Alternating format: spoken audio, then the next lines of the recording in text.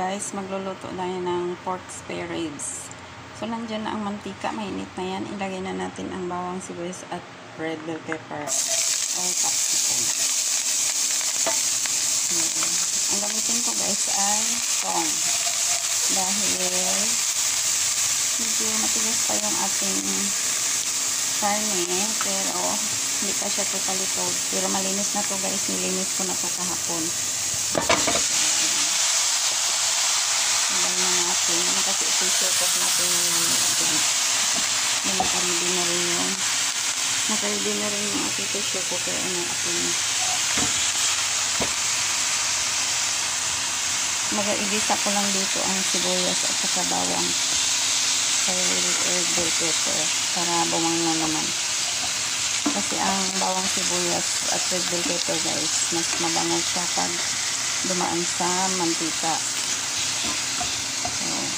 Iba ang lasa niya kaysa yung idirekta mo siya sa tubig. Ayan, parang kairin ko lang yung bawang kasi sayang na tako na lang. Tapos, patay na kutsarita or kutsara. Kutsarita na lang. So, lagay na natin ang hoisin sauce. Ayan, hoisin sauce yan guys. Mga 2 kutsarita siguro o 3. Tapos lagyan natin ng oyster sauce and oyster sauce. Pero pag kulang dagdagan natin mamaya, bali pressure cook natin siya. Tapos lagyan ko lang ng pinch ng paminta. Yan, kunti lang paminta guys kasi ayaw nila ng maanghang. Tapos kunting asin at saka kalahati ng pork cubes. Ayan. Alam naman natin yan ay nor pork cubes. So, ako minsan gumagamit din ng magic sarap kapag hindi kaya ng nor pork cubes. So, nasa sa inyo yan kung anong brand ang gusto nyo lagi. So, sayang naman yung oyster sauce. Ano natin sa inyo tubig.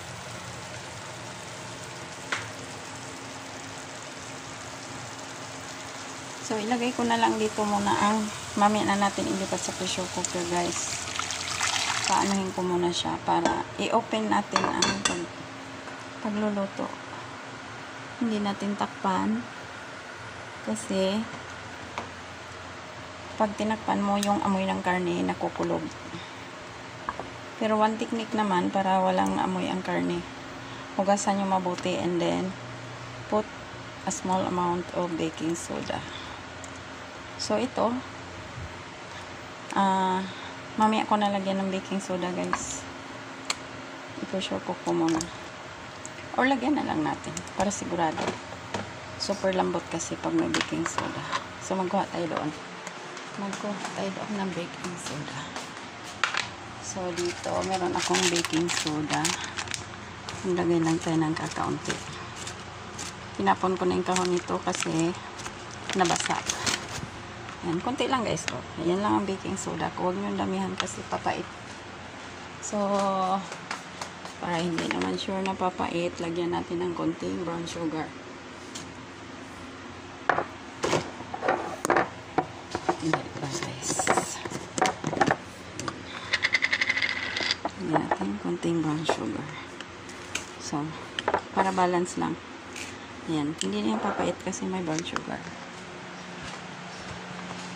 So, ilagay na natin ang baking soda at saka brown sugar. Para sure na hindi makalimutan. So, mamaya na natin timplahan na ng asin kapag malapit ng maluto.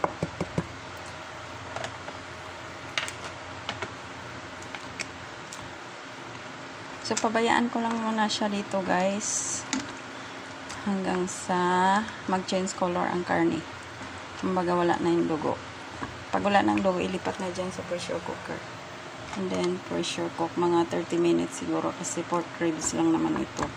Kunti lang ang laman. Mas marami pa ang buto nito. Ayan. Hindi sila mahilig sa sinabawang karne dito. Gusto nila medyo dry. O kaya, konting-konting sauce lang. So, yan. sa pagluluto guys, sundin natin ang gusto ng dila ng kakain para walang gulo. Yan. Yun lang ang sikreto ng harmonious relationship. Huwag nating ipag-igiitan na gusto natin na ganyan ang lutuin. Kung anong gusto nila, yun ang sundin natin. So, ayan na guys. Patayin muna natin ang video kasi may gagawin pa ako at saka syempre may gagawin din kayo para hindi sayang ang time natin. So, antayin ko lang na malusaw ito guys. Ayan, gabundok na karne. Malusaw, tapos mag-change color yung wala ng dugo. Then, lipat natin sa pressure cooker for 30 minutes. And then, timpla-timpla na lang ulit kung anong ulam. That's it guys. Thank you so much for watching.